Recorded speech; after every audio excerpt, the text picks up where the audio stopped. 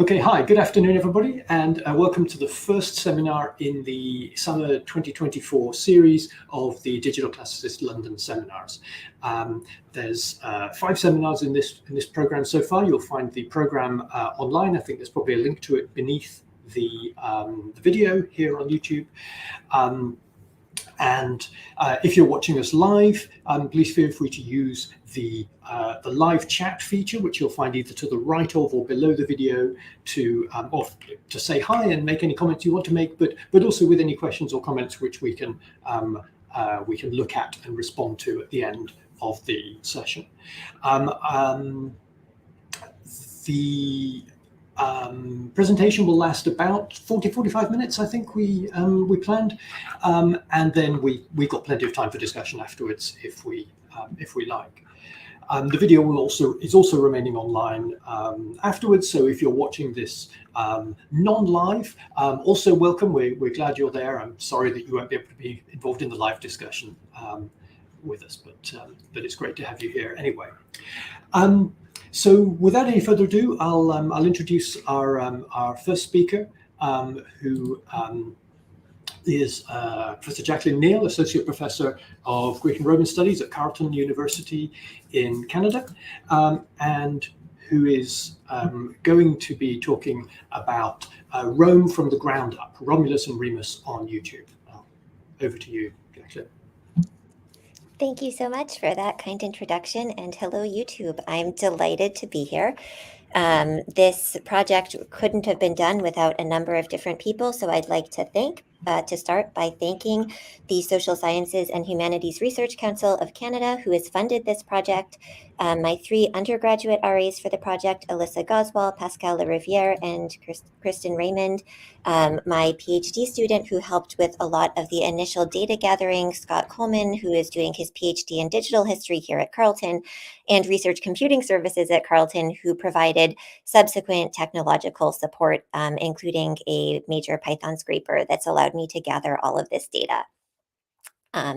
For people who are watching this later on, my email address is up on the screen. If you have any comments, I'm happy to hear from you. You can email me there. Next slide, please. So the project background. This project got started as a film and history project. So Film and History is a yearly conference that up till the pandemic took place regarding film and history. And in 2018, at which point I decided that I don't really watch movies, but I watch a lot of YouTube.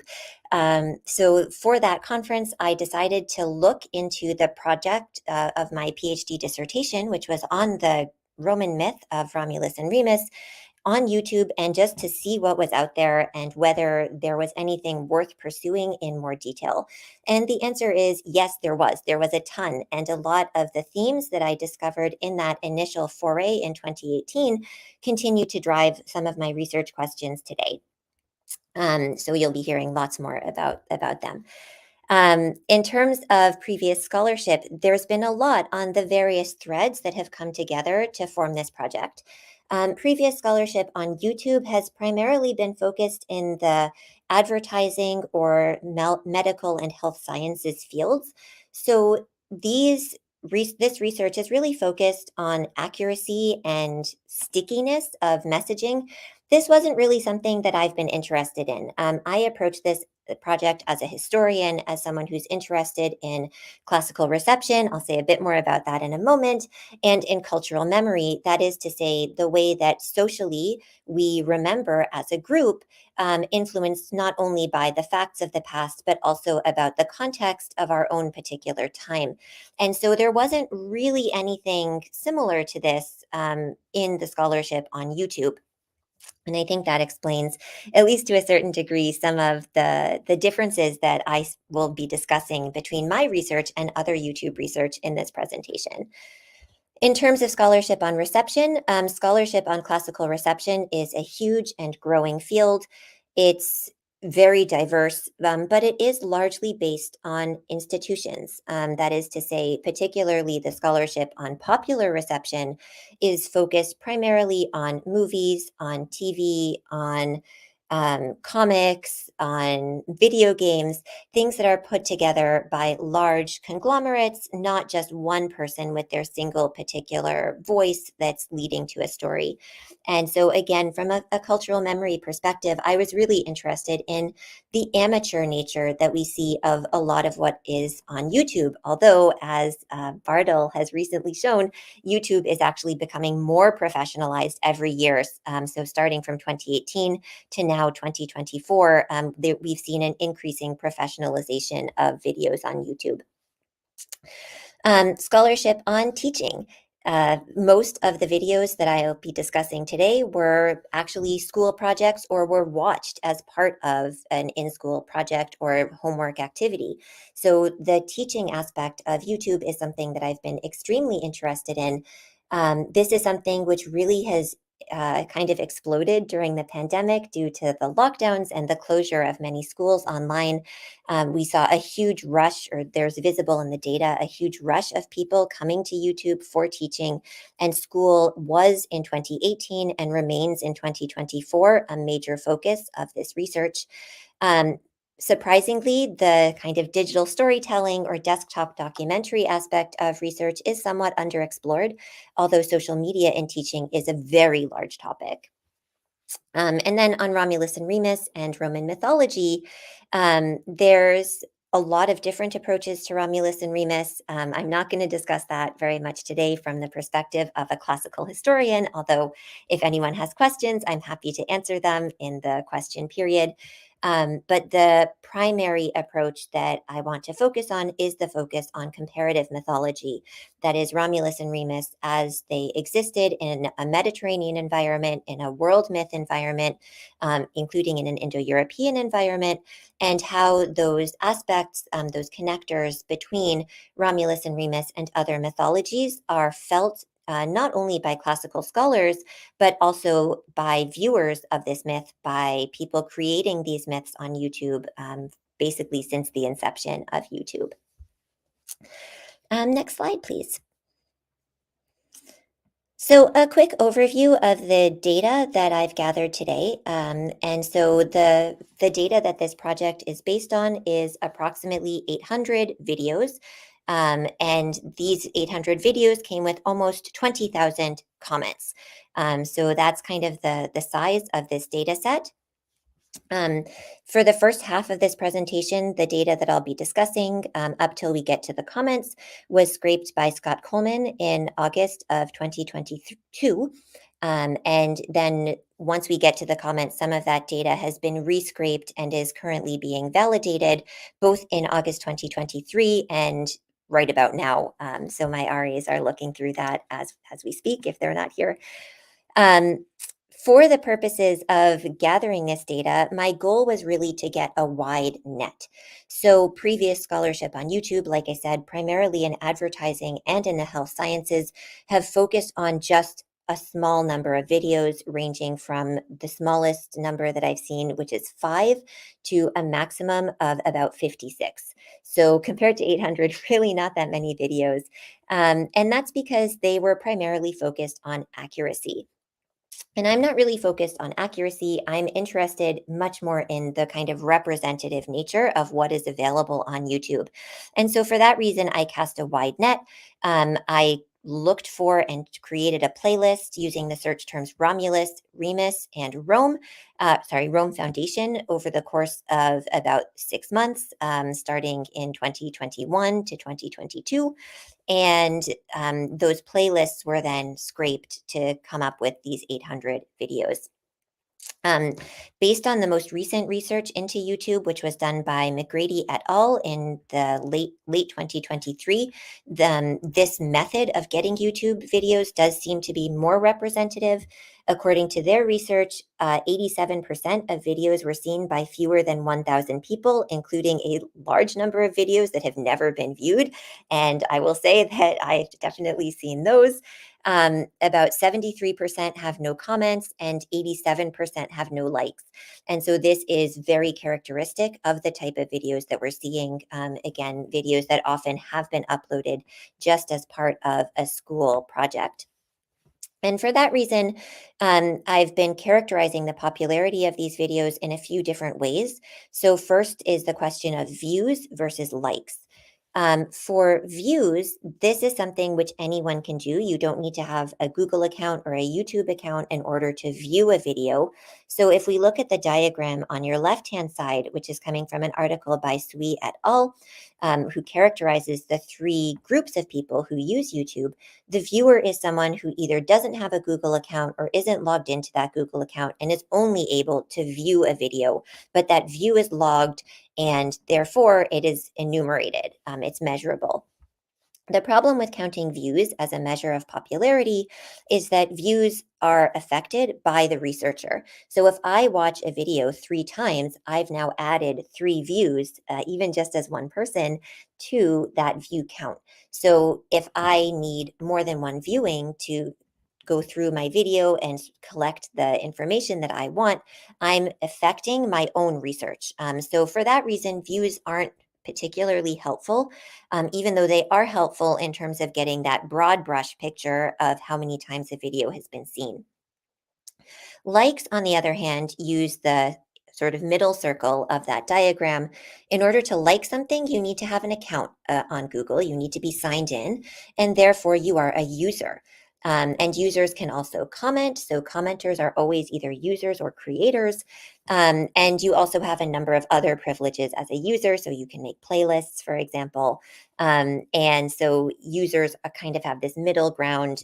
There are people who are utilizing the social aspect of YouTube as a social media platform.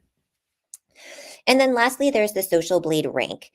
So Social Blade is a media analytics platform, which is in a freemium model, so you can access some of their rankings without paying.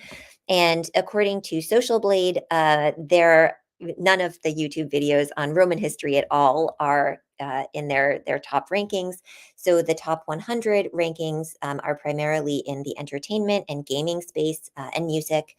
The top 100 for education are primarily education for children, so nursery school rhymes type of videos, assuming that the videos in languages that I don't understand are broadly similar to the videos in languages that I do understand. So in terms of education, we're primarily looking at pre-elementary education. And in terms of the Social Blade rank, most of the most popular videos get a B on a typical grading scale from A to F. And a B rank actually isn't bad. It means that you pretty much have 10 million or more views on your video. And because of that, Social Blade can estimate an average income for you based on your YouTube channel or your video popularity. So the B ranks are people who are able to make a living off of their YouTube channel. And there are 6 videos in our data set which are able to do that. And that means that they're making an estimated 25,000 to over 100,000 US dollars per year. So even though these are amateur productions, they're not necessarily unprofitable productions. Some people are indeed making money off of these YouTube videos. When I was putting together the playlist, I made a number of restrictions. The first restriction was based on the length of the video. So research has shown that most people on YouTube prefer to watch videos that are fewer than 15 minutes long. YouTube allows you to search for only videos that are fewer than 20 minutes long. So my videos are between 1 and 20 minutes in length. I haven't done the analysis of their average length, but I'd estimate that it is actually fewer than 5 minutes. Not a lot of them are more than 10 minutes long, and most are 2 to 3 minutes long. There was a restriction in language. I only know how to speak very well English. Audibly, I can also understand French and Italian. And in terms of transcripts, I am a classicist, so I also can understand Spanish and German. So I basically restricted these videos to languages that I could at least read. So there are videos in English, French, Spanish, Italian, and German. And those videos that have transcripts, I have accessed solely in their transcripts for German in particular. My auditory German is not good enough to understand German YouTube videos. So I think that it sort of gives a sense of the data set. And to put that in perspective, these 801 videos, they do go back all the way to the founding of YouTube, or the purchase of YouTube by Google in 2006, up till very recently, into 2022, when the data was scraped. So they run the gamut of YouTube's time in existence. Next slide, please. So most of the videos in our sample are in English, and this too is consistent with McGrady's research into what YouTube has. It's a random sample of research. So I've edited this graph to show in red boxes the languages that are within the sample that I took. So as you can see, I already mentioned English, Spanish, French, and German. The fun outlier is Latin, kind of in the middle there at 4.2%. McGrady is very suspicious of the fact that Latin is one of the most common languages on YouTube and thinks it's probably a Google error. I agree with this, but we do actually have videos in Latin in our sample, again, uploaded as part of a school project. So I like that Latin is in there. The underlined languages are languages which are represented in our comment set and which I am able to identify without running through Google Translate. So Portuguese is in there, Hindi is in there, mainly because the comments self-identify as Hindi. And Turkish is in there for the same reason. The comments actually self-identify by including words like Turkey. So we do get examples of all of those. For the other languages, I can't say that they're not within our data set, but I don't have the capability of recognizing them. And as of yet, we haven't run the comments through Google Translate to figure out languages for every single comment. Next slide, please. All right, so for this part of the presentation, I'm going to talk about themes from the videos. I want to reiterate before I start that I am going to be talking about changes from what is the canonical Roman foundation myth, in scare quotes, because there was no canonical Roman foundation myth, and that is something that I discuss in great detail in my dissertation. But there is a sense that there was a canonical Roman foundation myth. Again, I'm not interested in accuracy. I'm not interested in what is the right version of this myth, right version versus the wrong version, but I am interested in having at least some sense of what people believe the Roman foundation myth is, what's similar that we see in modern media to what we see in someone like Livy or in Ovid, with the caveat that Livy and Ovid are quite different from each other. So I don't want anyone to come away from this thinking that I am criticizing these videos when I say that they have changes from Livy. I love these changes. They are super fascinating to me, and I'm really grateful to the YouTube community who's made these videos available for me to study and watch. And indeed, some of them I've enjoyed very much. So I really am grateful.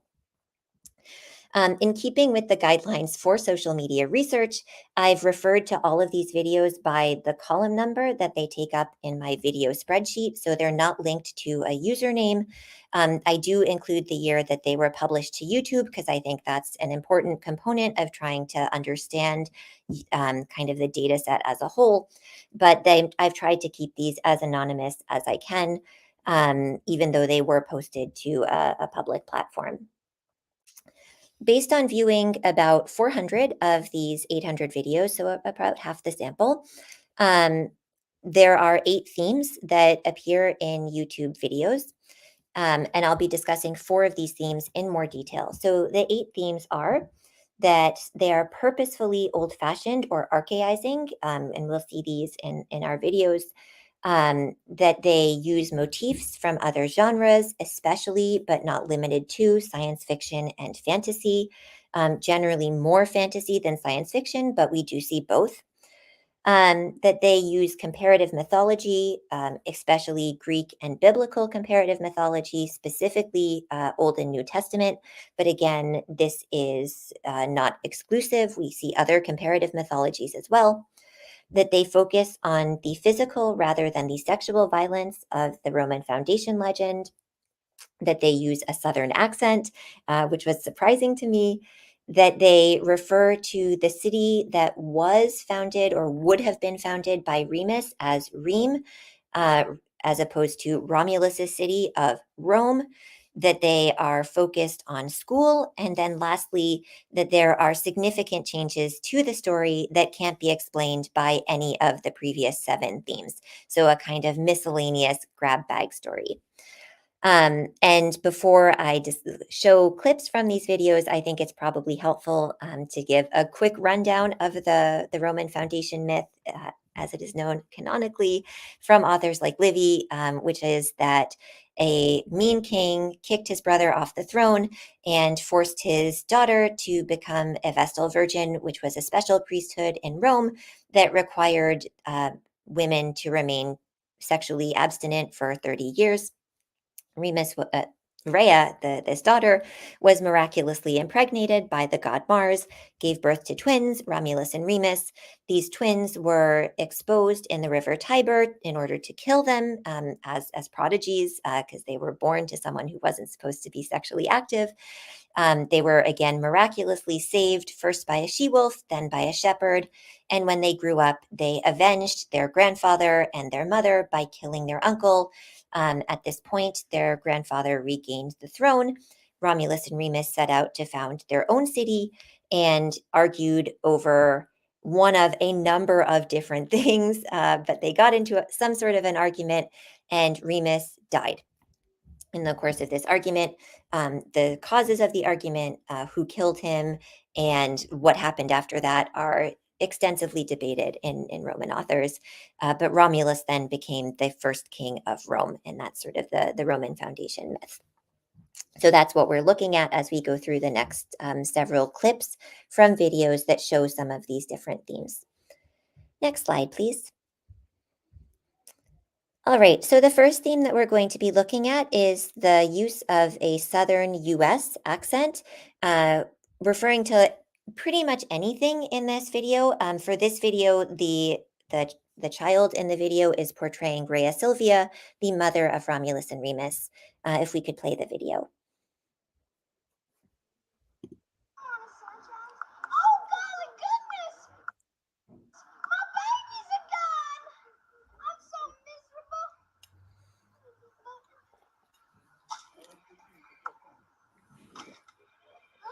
I'm gonna have more babies. All right, so hopefully that if you are familiar with the Southern UX accent, that is a sort of familiar sound. For me, what this clip shows is a strong similarity to the character of Prissy, played by Butterfly McQueen in Gone with the Wind, which is still actually a quite popular movie despite its age, and was even more so in 2007 when this video was originally posted. The Southern accent in scholarship on the South is often noted as a stereotype that's used to express a character's stupidity or rusticity. And that's something that we see here, I think, with the use of the sort of immediately after the first not realizing, I guess, that the babies are there, and then after the character has killed themselves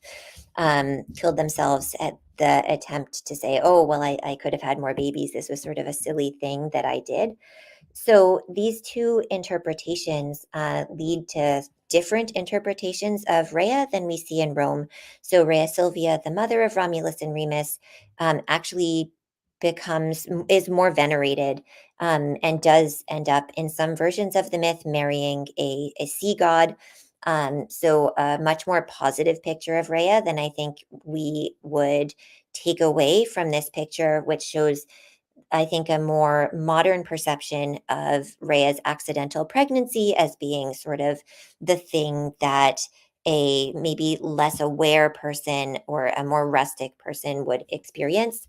I do think that this depiction, unfortunately, aligns with most pop culture depictions of accidental pregnancy, accidental parenthood, especially those that we see from consensual sexual activity.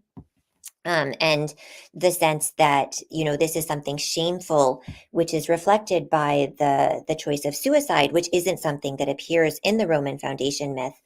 I think that sense of shame is also a very modern idea that we see from pop culture depictions, again, particularly pop culture depictions from 15 years ago of accidental pregnancy. And, for Rhea in particular, it's not just accidental, but it's strongly implied to be sort of teenage pregnancy, and it's very clearly pregnancy out of wedlock. So I think some of those negative attitudes are included both in the use of the Southern accent and then in the specific characteristics that the child uses. Next slide, please.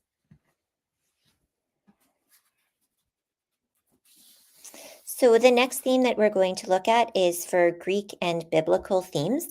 I'm going to start with the left-hand video, which is the one in black, which has text. I'm going to talk. You can play it. I can talk through it. It has some surtitles, so intertitles, as an older movie. A sort of 1910s pre-sound movie. These are quite hard to read, so I'm going to read them as we go. So the previous one said, "Thank you for checking on the twins." This one says, "You're welcome. What do you want to do about the boys? The twins are fated to kill each other. Let's hide them," said the gods. So the gods had their mother float them away in a basket, which is coming here. "I love you, my children, but it's for your own good. The gods are cruel and ruthless." And there's the basket. "And they land and are found by a wolf." So this video has both some Greek and biblical themes. I'm going to focus for right now on the Greek themes, which are at the very beginning. It says, "Meanwhile, the Roman gods were discussing the fate of Romulus and Remus." So this is a sort of council of the gods, something that we see in Roman epic, in Homer, to a lesser extent in the Aeneid, but which isn't necessarily part of the Roman foundation myth. The gods, aside from Mars, are really not part of the Roman foundation myth. There's no council of the gods. They don't meet to decide the fate of Romulus and Remus at all. So there's this sense that this is something that's kind of portentous and important, and therefore should be more Homeric and more epic. And then a little later on, it says the twins are fated to kill each other. And this is a theme from Greek tragedy, particularly the Seven against Thebes. And while Romulus and Remus do share many similar characteristics to the Greek myth of the Seven against Thebes, or Eteocles and Polynices, interestingly, they're not fated to kill each other in Roman myth. This is a sort of sad accident. So I think that the importation of those Greek themes is very interesting. And so then with the video on the right, there are more biblical themes. So we can play that one now. Them to drift downstream. This portion of the story is remarkably similar to the Bible account of Moses as a baby when he was sent down the Nile River in a basket after Pharaoh ordered the death of all Jewish male babies. So the comparison to Moses is incredibly popular. The idea that, this floating down the river in the Tiber is something that we also see with the story of Moses after the Pharaoh had decided to kill the children, or all firstborn male babies. What's interesting to me about this biblical theme is the fact that it's quite superficial. So if you are familiar with your Exodus story, the use of the basket to carry Moses was by his mother or his older sister, and the goal was to save Moses's life. So the basket, it represents his salvation. Miraculously, he's then sort of picked up in the Nile by the Pharaoh's daughter and raised in the royal household. And in Romulus and Remus's story, we actually see the exact inverse. Romulus and Remus are taken from the royal household. They're sort of the legitimate, or not legitimate, but the biological children of a princess, and they're then put into the Tiber River specifically in order to kill them. So I think that this difference actually is quite important. And it's, to me, very notable that no one ever, or at least to date, looking through almost 20,000 comments, we haven't found anyone yet who pointed out this difference. Even commenters who seem to be quite experienced with the Bible don't notice this difference. Even videos that seem to be quite knowledgeable about Romulus and Remus don't notice this difference. So I think that desire to equate Romulus and Remus with the story of Moses is extremely interesting. Next slide.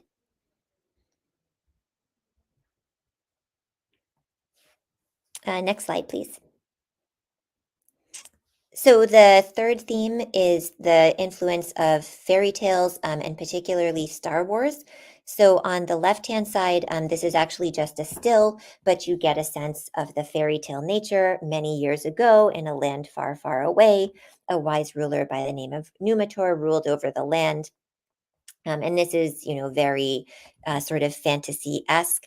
And we get something quite similar in the video on the right-hand side. And if we could play that one now.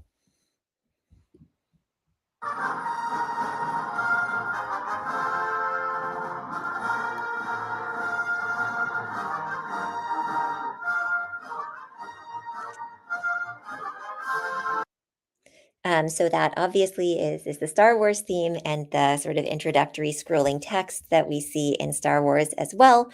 And what's interesting to me is the fact that this is one of the very few examples of direct influence from modern media that I found in my sample.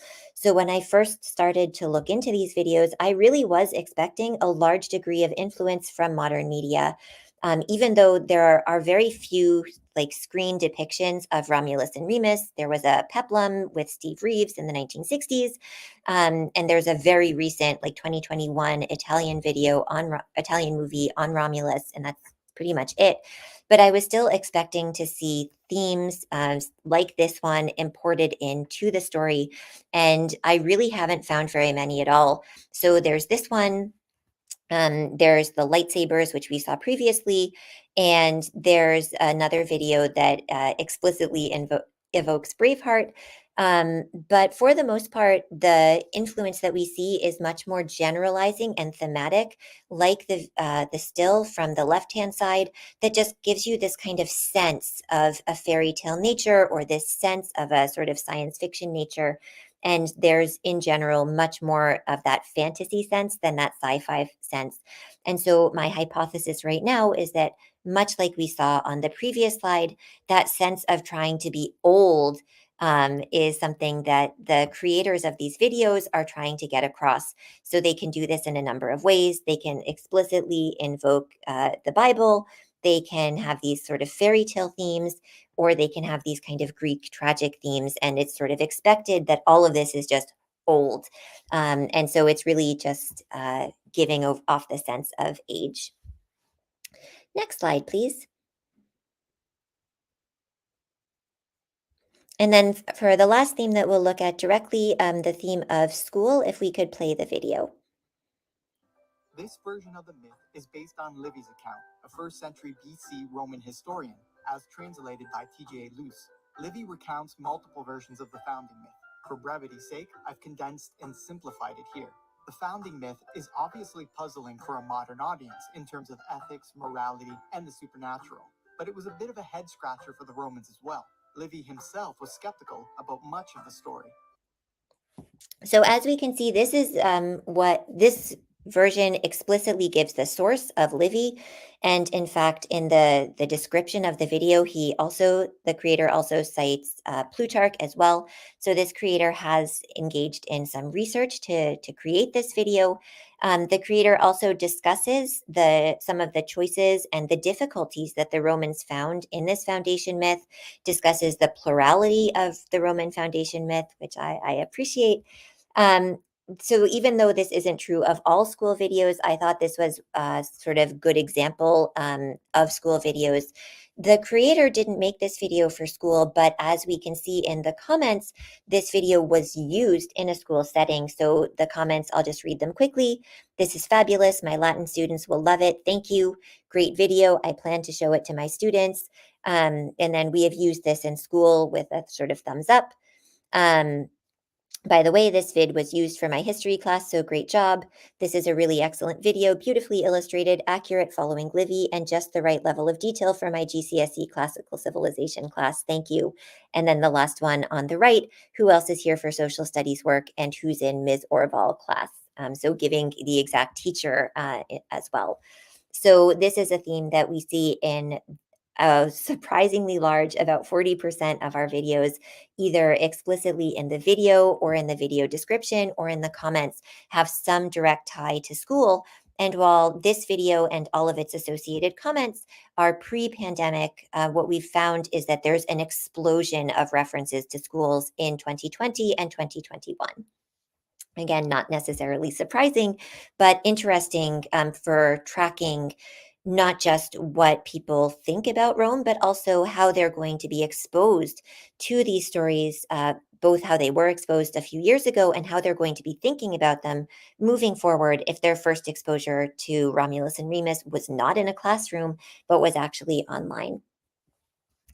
Next slide, please.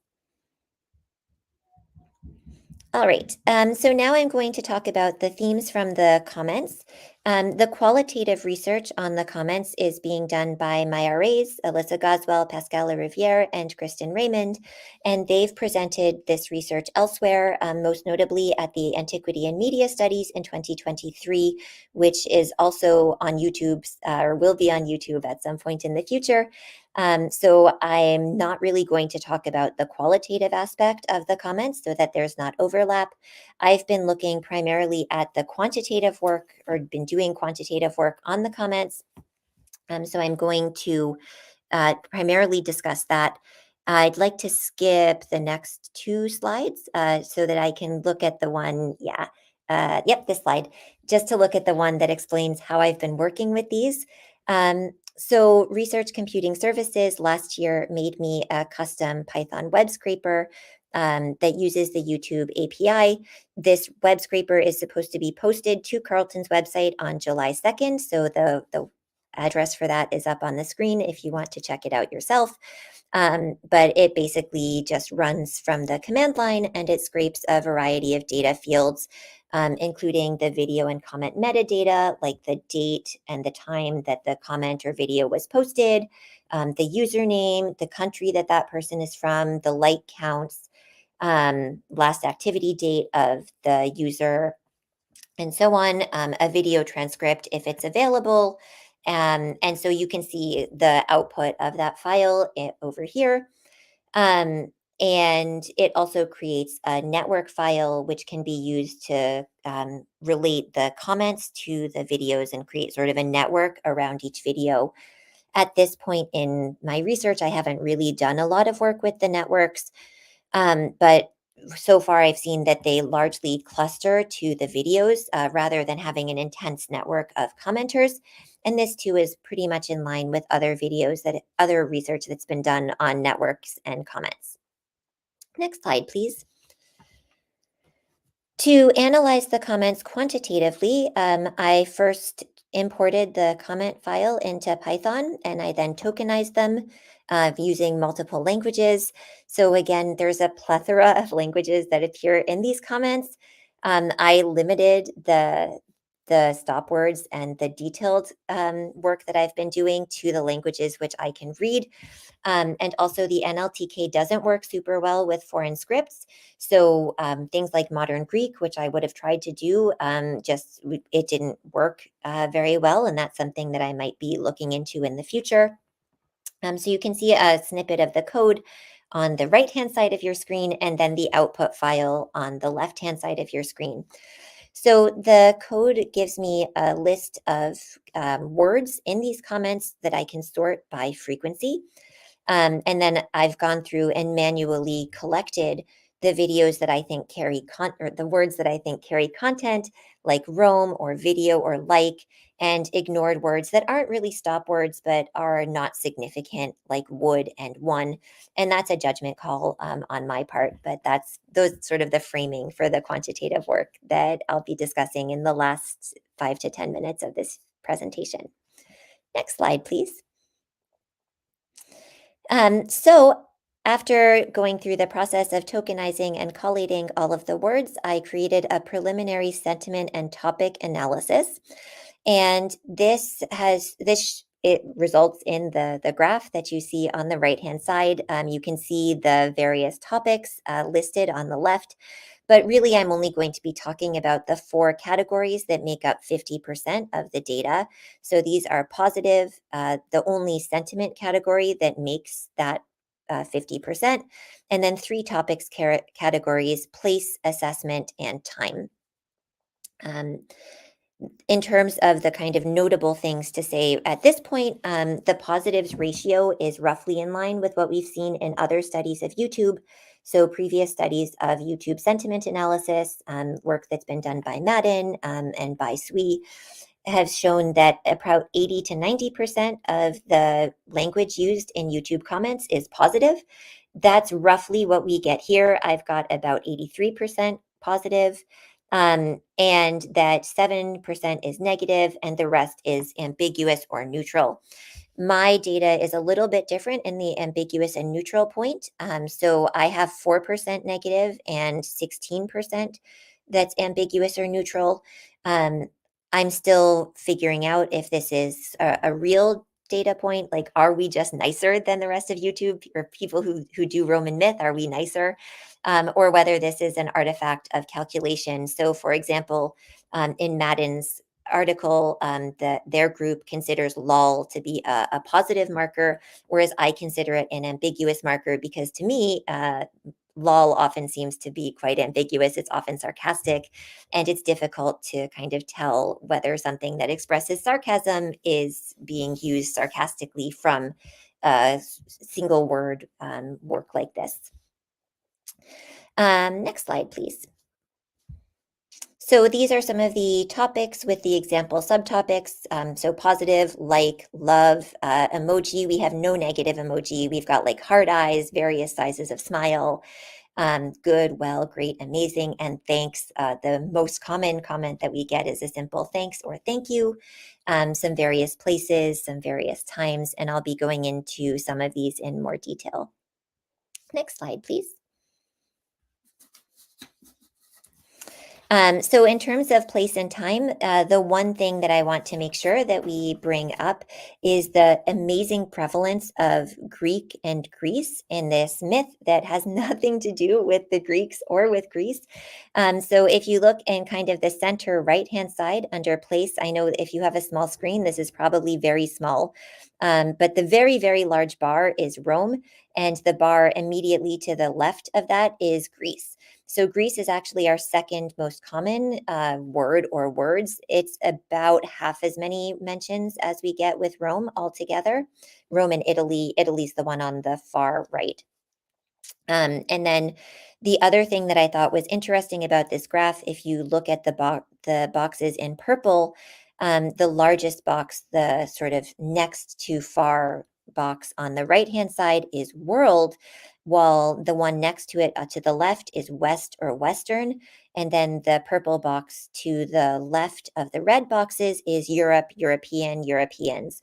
And what's surprising to me is that world is larger than Europe and Western put together. So I thought that that was an unexpected finding, that people were more interested in talking about the world when they're talking about Romulus and Remus than they were talking about Europe or the West, which is in general very much different from the way that classicists tend to kind of think about their own discipline. And I thought quite encouraging. So I wanted to make sure that I brought that up here. Kind of similarly, on the time side, that's the left-hand side of the graph, you can see that the old and ancient bars in orange are only about twice as big as the new and modern bars, which are in bright pink. So that ratio, to me, I thought was quite interesting, that the people who are viewing these videos are really interested in that temporal comparison between back then and now, which again just seems very encouraging to me for the health of classics as a discipline. Next slide, please. I think for reasons of time, we'll skip this one and the next two. These are comparisons of one more. a number of different playlists. So the Python scraper that was made for me by Research Computing Services has a search function as well as a downloading from playlists function. So I was able to search for a number of different terms and compare those terms to the playlists, which I generated manually.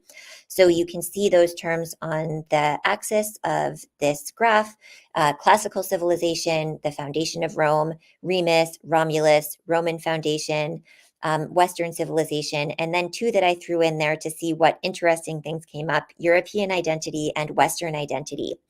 And so the previous slides, which we skipped, were looking at our top words in comparison to those.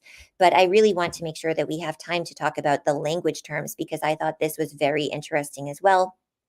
So the most crucial bars on this graph are the orange and the gray bars, which show that Greek, again, the language, is much more prevalent than even Latin in the vast majority of the search terms. So videos on these topics are really emphasizing Greek, which for something like Western civilization is maybe less surprising, but than something like Roman civilization or the foundation of Rome or Roman foundation.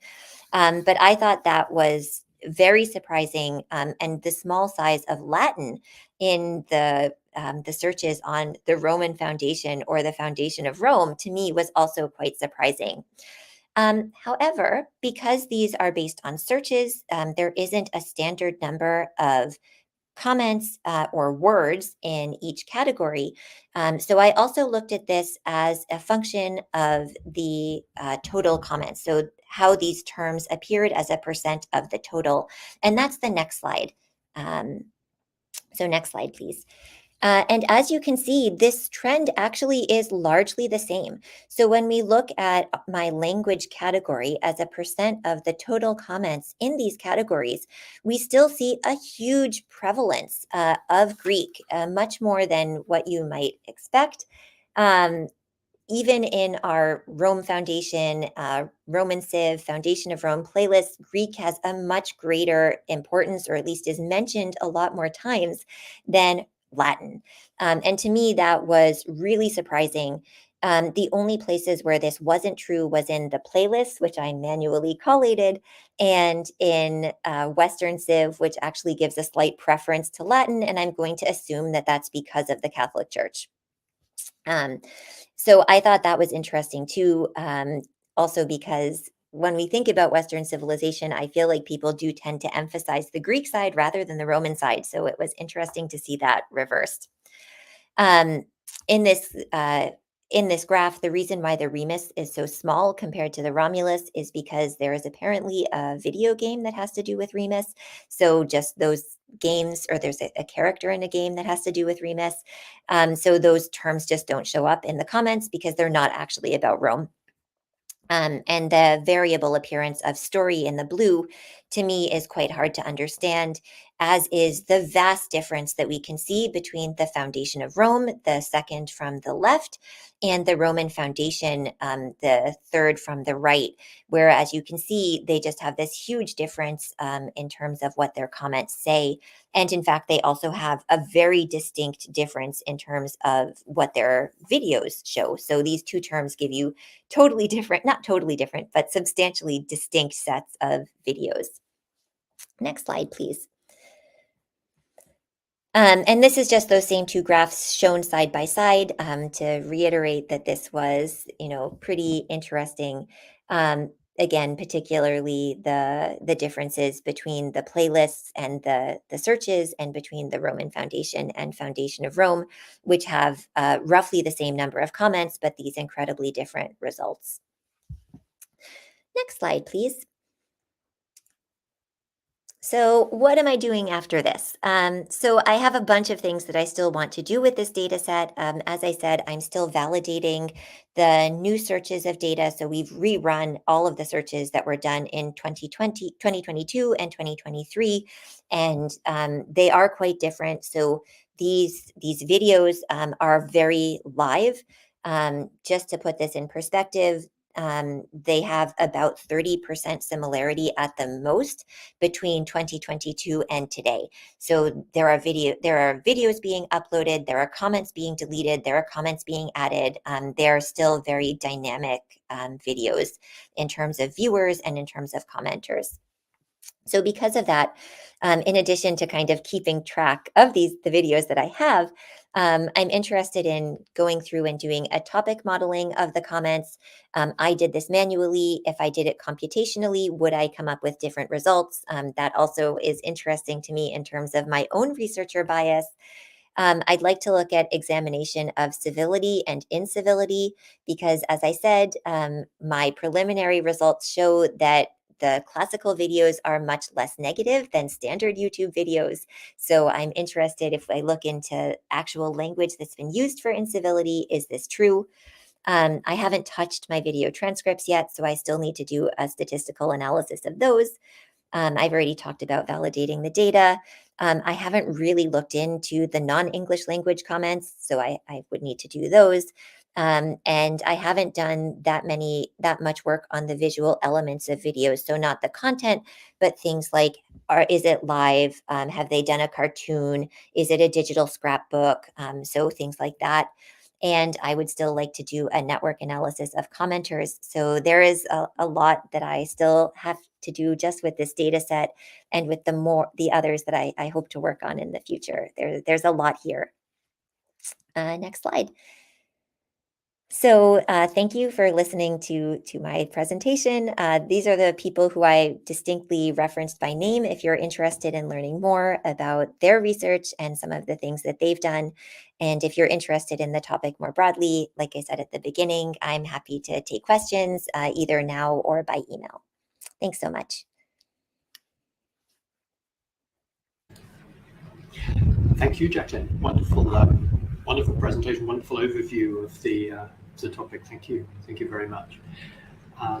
So we can discuss a little bit here in the call, but also if anyone who's watching live has any questions or comments or other feedback, please feel free to use the live chat feature, which we'll keep an eye on, and we'll pull the comments up as they come through. Yeah.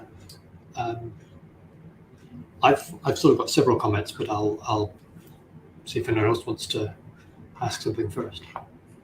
Sounds good.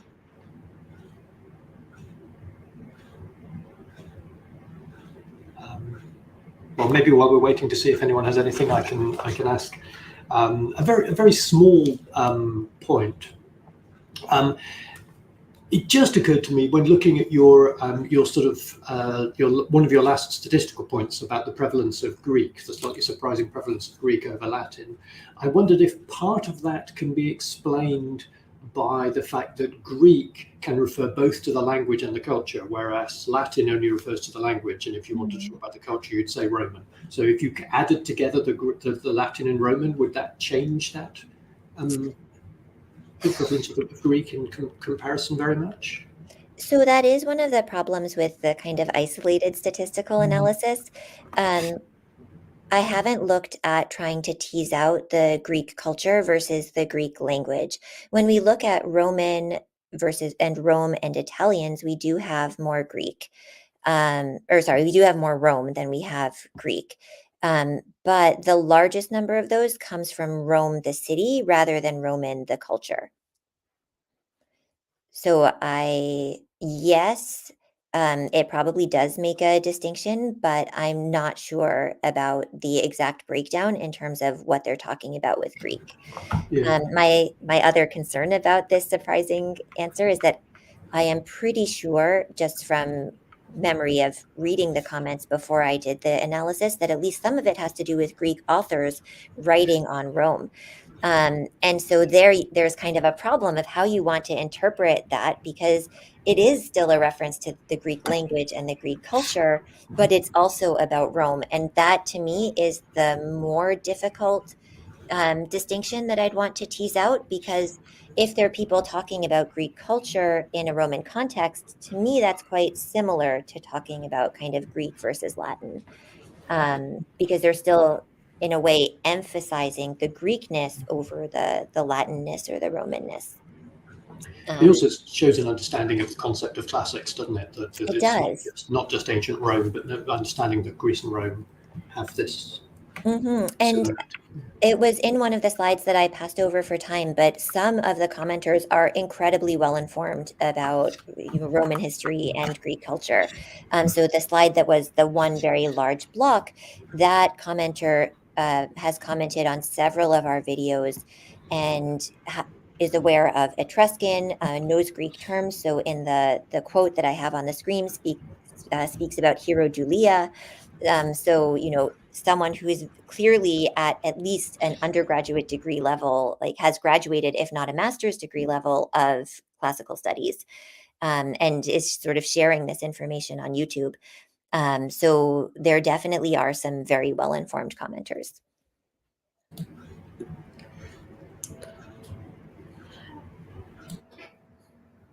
Sort of a follow-up question to that, if I may.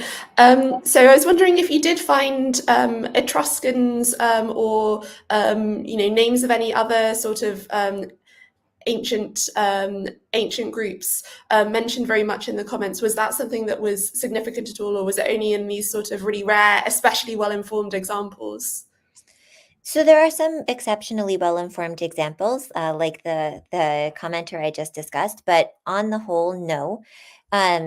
About a very large percent, like almost half the comments, really just say things like, thanks, this was super helpful, or great vid. So they're very they're positive, but they're, perfunctory. So the comments that we do have, the largest percentage of them refer to school. And after that, their comparative mythology, primarily with the Bible. If you take all of the biblical references together, so that's not just Moses, which I talked about in this presentation, but also the work that my RAs have been doing has been on Cain and Abel and on Jesus as well. All of those together are about 1.5% of the comments, which sounds small, but once you realize that the majority of the comments are really just kind of checkbox, it becomes quite significant. And so there are about 120 of them, but for the most part, they don't seem to be necessarily well-informed. They're just kind of interested. Very few people talk about the Etruscans. They show up a few times, but it's not common. Interestingly, I am also running a search on the Etruscans because my sense is that maybe the Etruscans are more interesting to people who like ancient history than Romulus and Remus, just because they have that kind of like mysterious, like lost ancient civilization vibe, which I think is more the sort of thing that people go to YouTube for. Especially because our sample is so strongly weighted by people who are doing school videos.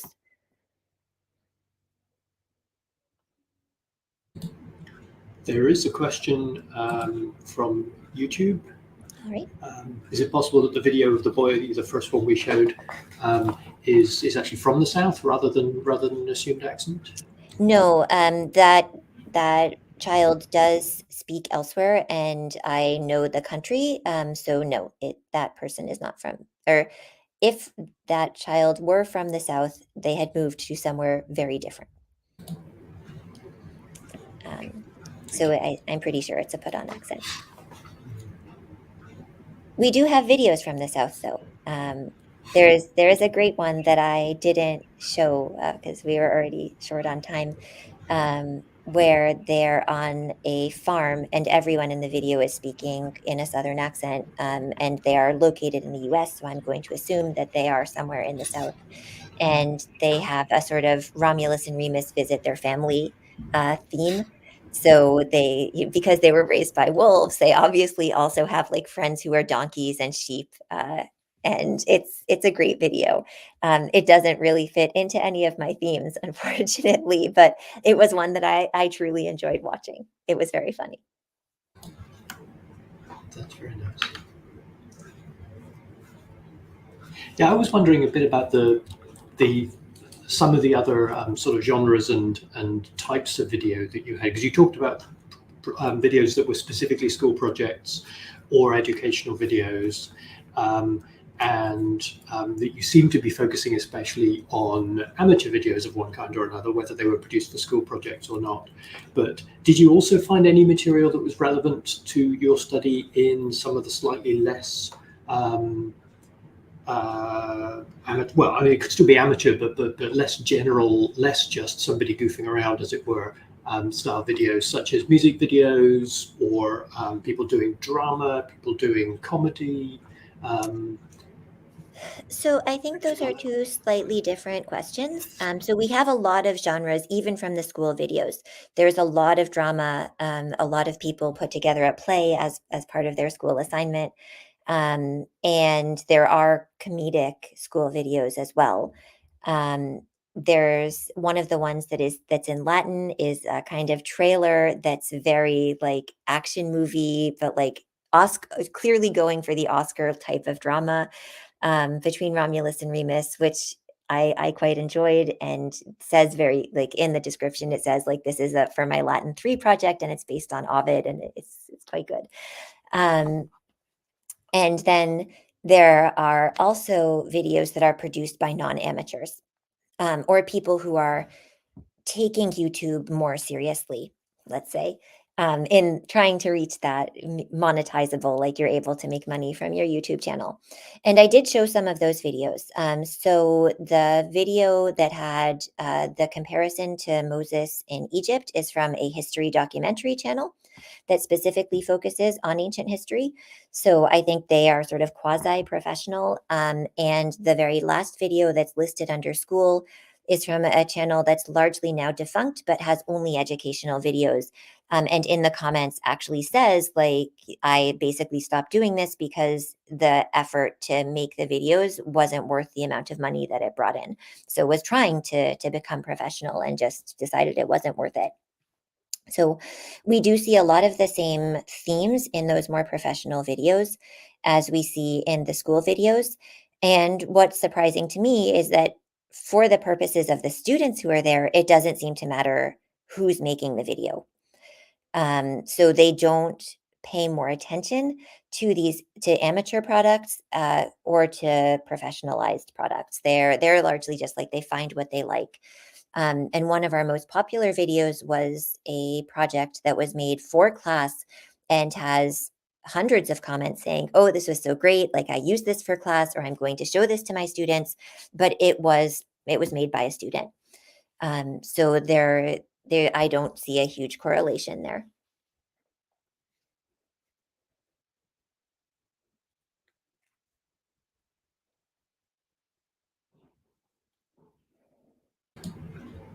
I had a very minor technical question. You talked about some of the issues with NLTK and non-Latin scripts.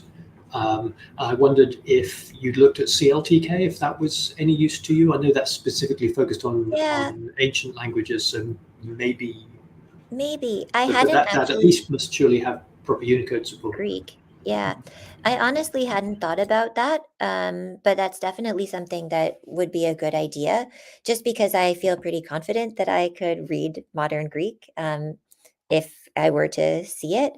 But there is a lot of Unicode problems in the scraper data that I get.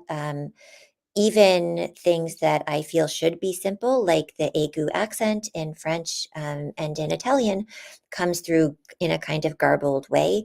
And it's been very difficult to work with those characters and to convince the NLTK that they are actually stop words. Because when they themselves, like when the word that you're trying to get rid of has an umlaut or an accent, they just get, it's like, whoa, what is this? This is not this isn't a character. So I've had a lot of difficulty with that. But the CLTK is a good suggestion. I should try that. Yeah, no idea if it would be useful, Yeah. but just. Yeah, but it's an easy thing to try, right? So.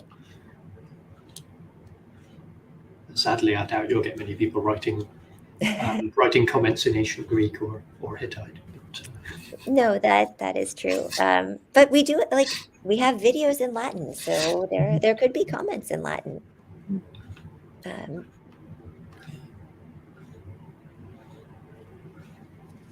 But yeah, the most there's a lot of sort of Slavic scripts that we've noticed, and then a lot of scripts that I can't visually identify. So I assume that they're from Asia in some way, but I wouldn't say if they're East Asian, South Asian. It was pretty surprising to me that I could recognize the Hindi, but that's because the comments would have like a few lines in Hindi and then say something, something, something Hindi. And then it's like, oh, okay. Then I can categorize that. So that was luck rather than knowledge.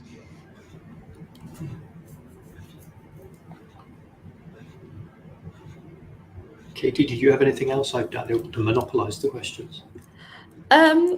I mean, I did have sort of a very big question to ask as well, which is, you know, is there anything that you found from this data that if someone wanted to, you know, make a YouTube video about Romulus and Remus or about ancient Rome, what sort of suggestions might you give for, you know, what gets this sort of what gets the engagement with the audience that isn't just like or yes or something like that? Is it clear that the commenters are responding more to one sort of video than another sort? They like things that are funny. Humor does get a lot of comments, and we have on one video, which is very humorous, but also somewhat lightweight in terms of its content. And more than one commenter says, like, this video is ridiculous, but I keep coming back, LOL. So I think that that's one way that attention can really be grabbed. They do tend to like videos that have better graphics, which makes sense. YouTube is a visual medium, and there are a few songs that have Romulus and Remus in the title, and the music actually has been the most sort of densely commented or the ratio of dense comments versus like the actual content has been very high in music. So, and some of the songs are quite catchy, like I get it. So I think the same things that draw people to YouTube are the things that draw people to Romulus and Remus. I'm not sure if that's good advice for those of us who have to go into the classroom, though, and teach Romulus and Remus.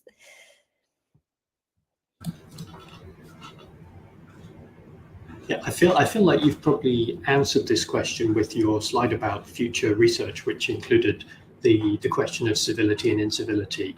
But it occurred to me when you started talking about YouTube comments that, of course, YouTube comments are famous online for being an utter cesspit. And not so much that you'd expect to see a lot of negative comments, but that some comments are just abusive without being relevant at all, or they're in other ways they're spam, they're attempting to advertise something, they're just trying to say, you know, link to their own videos or other things. And I wondered if is there anything interesting that could be found in that sort of data, or is it just data that we do our best to try and ignore and filter out? Yeah, so this idea came from reading an article by Park et al. From a few years ago, I think it's 2022, on incivility in climate change videos. And they looked at a sample of 11 videos about Greta Thunberg and the comments there and tried to categorize them according to incivility. And they actually have some really interesting results. They break down incivility into 5 different parts. And then break down the comments that they make into 3 different categories. Interestingly, none of them have to do with the topics of the videos. So incivility is, in their research at least, strongly uncoupled from the actual content of the videos, the kind of random mudslinging that you're talking about. But they still actually got some, I think, very interesting results. So the majority of those videos the majority of the incivility that they found was actually just simple name calling, which isn't necessarily what I would think of as uncivil, right? So saying that a person is acting bratty, for example, like it's kind of mild compared with what you often think of as incivility. And the really vulgar incivility was less than 20%. So much different than studies that have been done on Twitter, and I would assume on Reddit, although I haven't actually found any research on Reddit to date.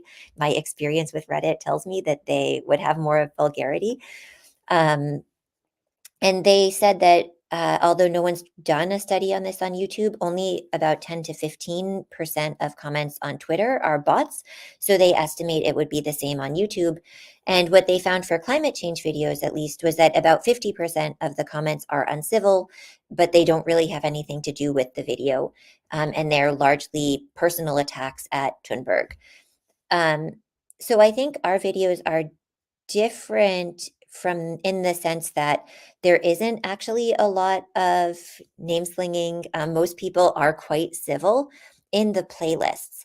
And one of the things that I'm interested in looking at is when you expand that to some of the search terms that I did, like Roman foundation, sort of where's the tipping point?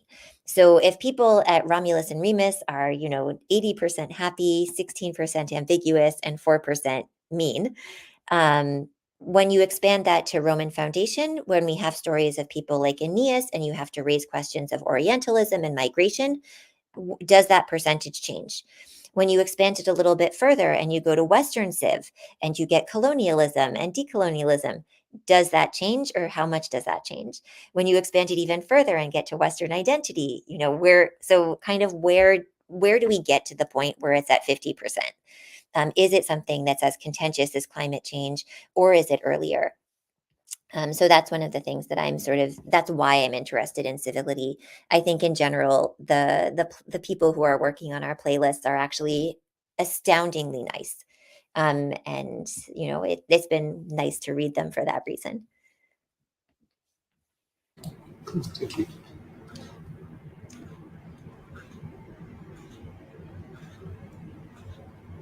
Yeah, just thinking in terms of sort of more professional content, it's surprising that at least not as far as I know, there's not a song about Romulus and Remus by Iron Maiden or anyone similar who love to take these great, very very Western feeling myths, don't they? They've got Alexander the Great and they've got Flight of Icarus and things like that. Yeah, no, I have colleagues who are working on Romulus or on classics and heavy metal, and they're not really metal songs as well, even though my other sort of area of expertise, which is Tarpeia, is very strongly represented in heavy metal. So it's kind of interesting that Romulus and Remus aren't. So we only have a few songs. None of them were from people I'd heard of, and only one of them is from someone who seems to be famous to the world at large, rather than having a kind of fan group that's primarily active on YouTube. One of them was a song that was clearly created for a class. One of them was a song that had no words. It was a Japanese wordless song. And then the creator kind of put the lyrics translated into English in the description, but the video itself is not related to Romulus and Remus. So it's sort of repurposed music. One of the songs was, again, just instrumental, this time on classical guitar. And then there was a song that mentions Romulus and Remus by a YouTube creator who is quite famous. And I think it's probably fair to name this creator because it's someone who is very findable. And that's the creator, Mr. Nicky, who does sort of middle school historical rap. And that song is incredibly catchy, but mentions Romulus and Remus like once. It's primarily based on the Roman Empire, but highly recommended. Like everyone who's here, like go look it up. Mr. Nicky's Rome song. It will be in your head for the rest of the day. Like just thinking about it, I can get the chorus in my head. So it like sort of light on the pedagogical content, although I don't teach middle school, maybe it's not for middle school, but certainly from a university perspective, light on that content, but very, very catchy, and has a really great music video that uses a lot of pictures of ancient Rome. So. Yeah, I was just thinking it's surprising because Raised by Wolves would be such a great theme for metal songs, wouldn't it? But there is a U2 song called Raised by Wolves. I was unaware until I just Googled it. But it doesn't seem to be about Romulus and Remus. Yeah. I mean, I also think this would be a very good like TV series. Like you've got everything there because you can start off with like the Proca death, Amulius and Numitor, but really this is not something that either Hollywood or smaller studios seem to be interested in at all. Even though it's such a great story and there's so much that you could add, not just the raised by wolves, but like the role of the woodpecker, and the fact that Romulus ruled for 57 years. Like, you could totally make a Game of Thrones type of series out of Romulus's life. So it's out there. Like, I will be an advisor, but I just don't think there is the appetite for it.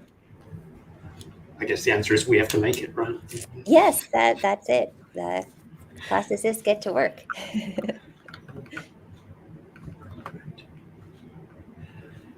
Okay. Is there anything else? Any other last-minute questions, either online or Katie, you had anything? We have had quite a lot, so I think that's great to stop this. So thank you very much again, Jaclyn. That was a really exciting sort of overview of what's clearly just a small slice of a very cool project. So so thank you for sharing it with us. That was really cool. Yes, thank you so much for having me. And I hope people will join us for the next 4 weeks. Some of these sessions will also have live audiences, but some of them won't. And next week, the session is a presentation by Chiara Palladino from Furman University on representing ancient landscapes digitally: what, how, and why. I hope you'll join us with that. Thank you all very much.